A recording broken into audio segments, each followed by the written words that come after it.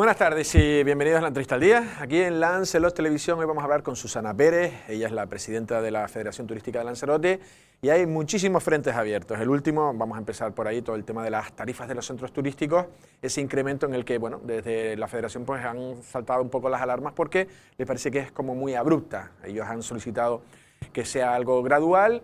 Ayer en una nota de prensa el presidente del Cabildo, Osvaldo Betancor, anunciaba que ya había consenso, pero yo no sé si hay consenso del todo. Vamos a hablar directamente con Susana Pérez. Susana, ¿qué tal? ¿Cómo estás? Hola, muy buenos días. ¿Todo bien? Buenas tardes. Bien, como bien dices, muchos temas sobre la mesa. Venga, pues vamos a empezar, ya lo he dicho en la introducción. Hay una nota de prensa que dice que sí, que ya el 1 de enero de 2024 se va a aplicar y ha habido consenso y no hay problema. No, sin lugar a dudas no hay consenso, no hay acuerdo. Son varias peticiones, ¿no? las que se han trasladado ya no solo en la reunión de ayer, sino pues desde el mes de septiembre, ¿no? En el que se viene conociendo, ¿no? La propuesta del consejero de los centros turísticos sobre las nuevas tarifas a aplicar en el 2024. Cuando tuvimos, ¿no? la propuesta, también como miembro del Consejo de Administración, pero sobre todo en las reuniones que hemos mantenido de las agencias de viaje, la Asociación de Agencias de Viajes, con el consejero, no ha habido ningún cambio desde lo que se presentó hasta lo que se pretende en cualquier caso aprobar, entiendo ya, en el próximo consejo que haya, y se mantiene lamentablemente pues una subida, como bien has comentado, has señalado, abrupta, desorbitada, para un año, una subida, un incremento de una media de un 60%, incluso pues ahora comentamos, si un turista a partir del 2024 quiere hacer una visita en todos los centros turísticos, esa subida llegará a un 100%, pues al doble de los 6 centros, ¿no? Exacto, que ahora señalaré. Por tanto, no hay un acuerdo en ese punto. Lo que se viene solicitando desde, como digo, desde el mes de septiembre es una subida gradual. ¿Cómo sería de gradual? Pues, por ejemplo, en vez de aplicar ese 60% de subida, en un año, a partir del 1 de enero, además en medio de una temporada turística, pues serían dos cosas. Por un lado, una subida gradual, pues el próximo año, 2024, pues un 30%, y en un segundo año, 2025, el otro 30%. No hay ningún producto o servicio, dígase turístico o cualquier otro producto, a excepción, como digo, del aceite de oliva, que haya subido más de un 40, 50... Pero Ángel Vázquez dice que a ellos le han subido todos los costes así. Pero como a todas las empresas. Como a todas las empresas. Las empresas repercuten también los precios. Sí, efectivamente. Porcentajes de subida, ahí está la inflación y el seguimiento de precios, tanto de productos, servicios del sector turístico como de otros, pues de un 15%, de un 20% o un 30% en algún caso puntual, tras una renovación y modernización importante. Y si hablamos, por ejemplo, de la planta alojativa, si yo hago una inversión considerable y además aumento los servicios, abro las puertas con un nuevo alojamiento, pues los precios, incluso categoría, pues los precios sin lugar a dudas pueden subir hasta un 30%, pero estamos hablando en este caso de un 60% los precios. Una media de subida a todas las empresas, como digo, se han subido los costes de personal por los convenios, los costes de suministro, los costes de aprovisionamiento, pero en ningún caso se han aplicado subidas. ¿Por qué? Porque estás en un mercado competitivo y tú tienes, por mucho que te suban los costes, tú tienes también que hacer, ¿no? Estudios de mercado en el que, bueno, pues veas si tu precio puede dañar ese precio tan caro, es asumible o no, si la demanda es elástica o no a tu producto y servicio. Vale, pero Susana, perdón. Entonces, por concretar... Sí, pero 20 euros, por ejemplo, porque estás sentando en el paquete y es verdad que es donde es mucho, pero el 60% más o menos esos 12 euros a 20 euros en Timanfaya, en las Montañas del Fuego. Parece que hay consenso en la población que a la gente no le parece que sea mucho dinero, esos 8 euros de más que un extranjero, porque un extranjero o peninsular. Un turista. Un turista, sí, pero un canario no. Un canario no lo pagaría. Un turista peninsular o extranjero. Vale, ¿no merece, vale Timanfaya 20 euros? Bueno, sin lugar a dudas no se pone en cuestión el valor, en este caso de los centros turísticos. No se pone en cuestión. Lo que se pone en cuestión es que esa subida se haga de una vez y ahora mismo 15 días vista, o me da igual que fuera desde septiembre donde se empezaba a plantear, en medio de una temporada turística.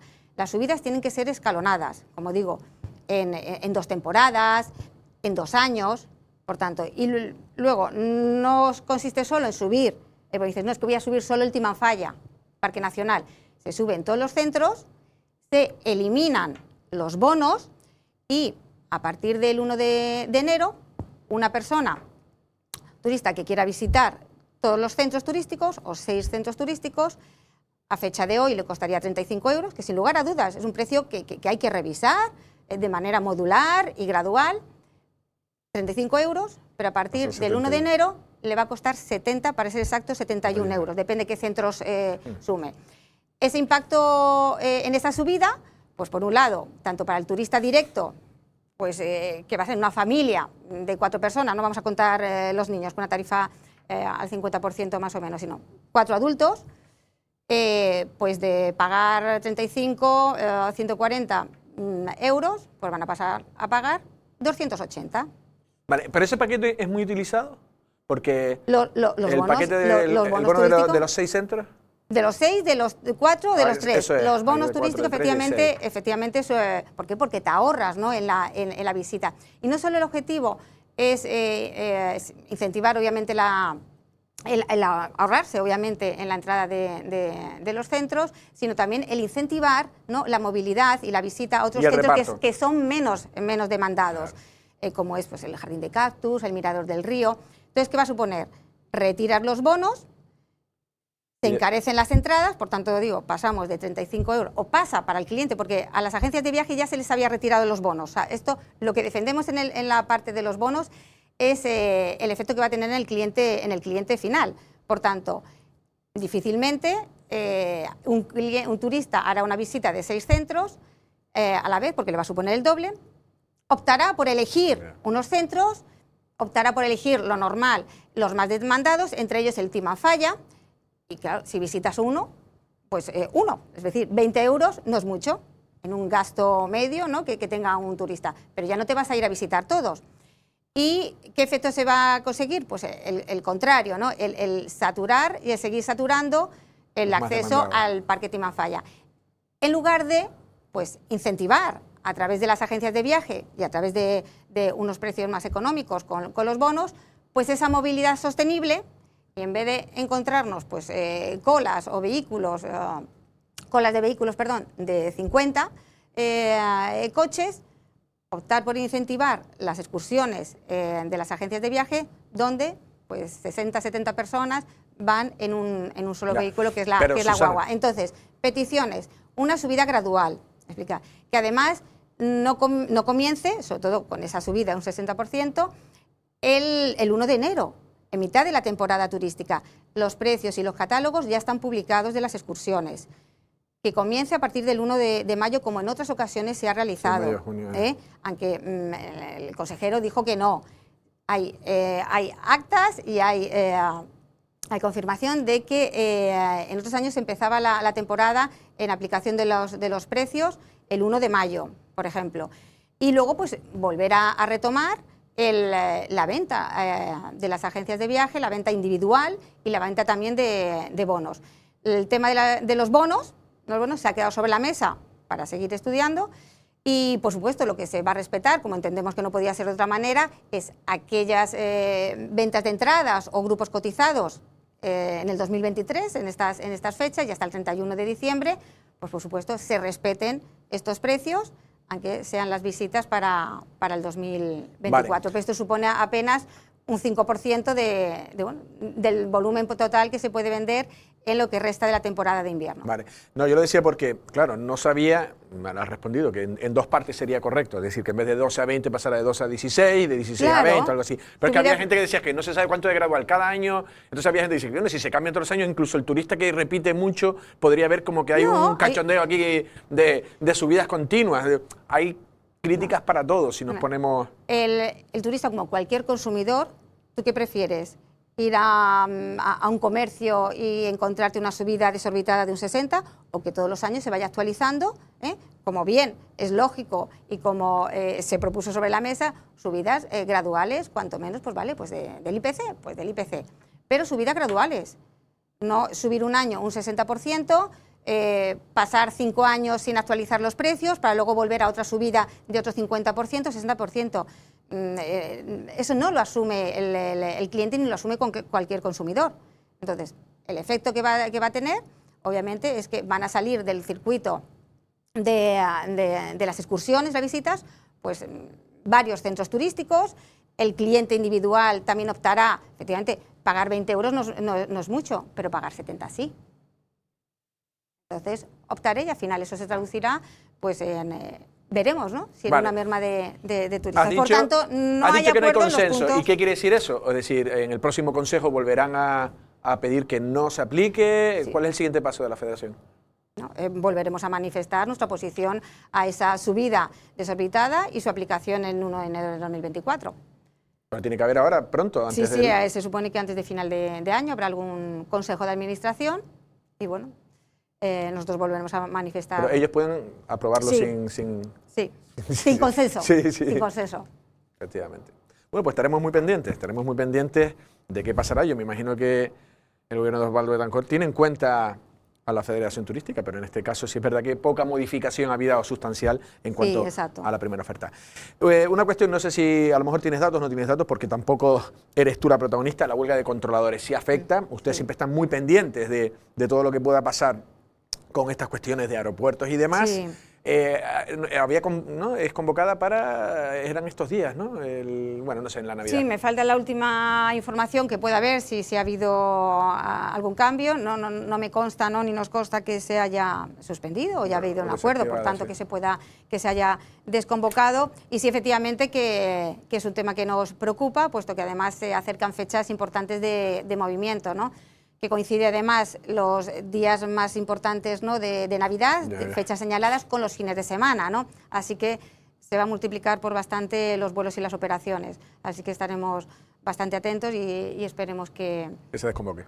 Que se desconvoque y que por lo menos se cumplen, efectivamente, se cumplan con servicios mínimos para atender las operaciones. Vale, venga, otra cuestión. Ahora sí, igual nos detenemos un poco más. El tema de la isla saturada es un tema que a ustedes también no les gustaba porque es muy sensible el sector ante cualquier noticia. Luego hablaremos un poco si se echa de menos a Dolores Corujo o no con esos anuncios. Pero sí estuvo el otro día Ariagona González, que es portavoz del PSOE, y los abanderados de la isla saturada. Y ella venía a decir que el futuro es desclasificar camas que todo el mundo tiene pendiente. Yo creo que todo el mundo tiene en mente que Lanzarote tiene que controlar su crecimiento y tiene que ser consciente de que es un territorio muy limitado y todo el mundo, yo creo que ahí no hay discusión. La cuestión es cómo. Y no sé si a veces el PSOE hace unos anuncios un poco como, no sé, ahora tú me lo dirás. Y ella lo que venía a decir es que no, que la ley del suelo, por esa declaración de isla saturada, podría desclasificar camas. Y digo, bueno, pero hay unos derechos con todos los propietarios, que un terreno turístico tendrá los derechos para ello. Y ella decía que no, que eso quedaba sin problema. ¿Se puede desclasificar así camas? Lo que está claro que las camas turísticas que no vienen por la parte de la planta hotelera o hotelera, sino que vienen por la parte de la modalidad de viviendas turísticas, principalmente, se ha multiplicado exponencialmente en los últimos años. Por tanto, cuando hablemos de camas turísticas, yo creo que debemos de ser muy rigurosos a la hora de puntualizar, ¿no? O señalar a qué tipo de camas nos estamos refiriendo. Las camas turísticas en parcelas turísticas, hoteleras o extrahoteleras, pues están clasificadas y en principio sus propietarios o promotores pues tienen ahí unos derechos adquiridos. Si es tan importante y, por supuesto, necesario, ¿no? el control, ¿no? y la vigilancia de esos crecimientos desorbitados, pues tenemos que poner el foco en aquella tipología, ¿no? o modalidad de camas turísticas que están creciendo de manera desorbitada, reitero. Y esto es, y ahí están los datos, ya sea en Lanzarote o ya sea en Canarias y en todo territorio nacional, y si nos vamos fuera de España también, las camas de viviendas turísticas o viviendas de alquiler turístico. El dato, yo creo que ya es por todos conocido y reiterado, es que en los últimos 5 o 6 años pues se han registrado, y otro tanto que no se han registrado y se están comercializando. Se han registrado pues 7.000 viviendas y seguramente que ya estamos por las 7.500 viviendas o más. Y las que no se han registrado. Exacto. ¿Y esto qué supone? Pues estamos hablando que en los últimos, como digo, 5 o 6 años han aparecido en el mercado 28.000 y hasta 30.000 camas turísticas. Frente a ¿cuántos establecimientos han abierto en los últimos 5 o 6 años? 2. El último grande. El último grande, efectivamente, pero que no suma más de, que son 1.500 camas. Y otro que fue el Lava Beach, el primer establecimiento de 5 estrellas que se abrió, tras bueno, pues la ley de modernización, etcétera, pues de unas, digo el dato así, 300, 400 camas, 300, no es un gran establecimiento. Por tanto, 2.000 camas con mucho en 6-7 años, frente a las 30.000 camas de viviendas vacacionales. Entonces yo creo que hay que ser muy rigurosos, ¿no?, a la hora de hablar de dónde hay que poner el foco, ¿no?, en la ordenación, en la regulación, ¿no?, y si cabe y es necesario, en la limitación, ¿no? Y precisamente, bueno, pues el Gobierno de Canarias, como otras comunidades, ha cogido este tema, me voy ya al tema de la vivienda vacacional, para, bueno, ha abierto una consulta para regular y ordenar las viviendas de uso turístico, porque no es un tema que afecta solo al sector turístico, por lo que puede suponer bueno, pues, lo primero, que no estamos en contra de una modalidad de vivienda vacacional, pero hay que establecer de manera muy clara y precisa qué estándares de calidad queremos con esas viviendas vacacionales, qué tipología. No todo cabe.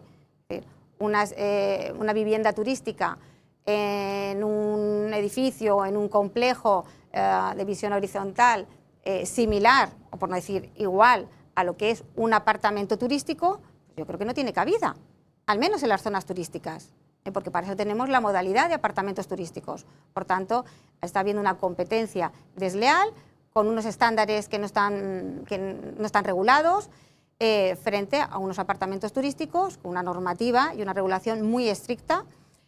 Eso es en cuanto a esta tipología de viviendas en edificios o en complejos.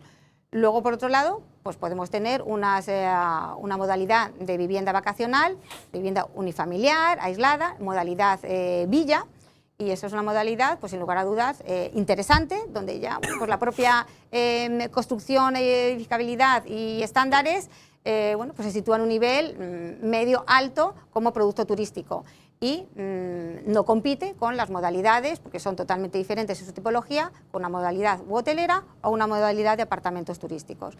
Por tanto, se requiere efectivamente esa ordenación, como están haciendo todas las comunidades autónomas y, como digo, una parte es el impacto que pueda tener en el ámbito turístico, pero mayor es, y se está viendo, el impacto que está teniendo en el ámbito social y de la vivienda, puesto que esas 7.000 viviendas, vámonos que hay un porcentaje, obviamente, que son de una tipología villas, por tanto no entran tanto en una modalidad para residencial, ¿no?, de alquiler o para vivir. Nos podemos encontrar con un volumen importante de 3.000 o 4.000 viviendas que, sin lugar a dudas, sí que podrían estar actualmente en el mercado o en el parque de vivienda para residentes, de compra o de alquiler, y por tanto que está restando a esa tan necesaria, como digo, parque de vivienda. Y todas las comunidades se están poniendo a trabajar, unas ya van más adelantadas y van todas en la misma línea como decimos, de limitar, ¿no?, ese crecimiento exponencial con una falta de regulación en estándares.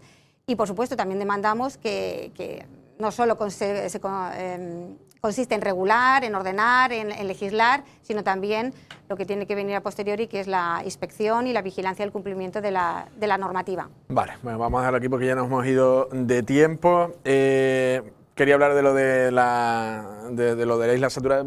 Mejor sin Dolores Corujo y con sus islas saturadas. El nombre, ¿no?, o el apellido de isla saturada, lo que podemos decir es que para nada debe ser un eslogan con el que vayamos a promocionar, ¿no?, nuestra isla. Yo creo que en cualquier caso, como debe ser obviamente un debate a realizar, ¿no?, por los actores de la isla, pero yo creo que eso lo he contestado también dos cosas. Por un lado, con la vigilancia, la ordenación y la regulación que tiene que haber con lo que realmente está saturando el destino del ámbito turístico y del ámbito social o de infraestructuras, que es el crecimiento desorbitado de las viviendas vacacionales. Y por otro lado, tenemos que ordenar y tenemos que actualizar, obviamente, las infraestructuras turísticas de nuestra isla que se han ido quedando obsoletas, desde carreteras, el propio ciclo integral del agua y muchísimos servicios que no tiene que ver con la saturación de la isla o no, sí o no, sino que tiene que ver con que se han quedado obviamente obsoletas. Vale, última pregunta, breve, porque ya necesitamos el plató para otra cuestión.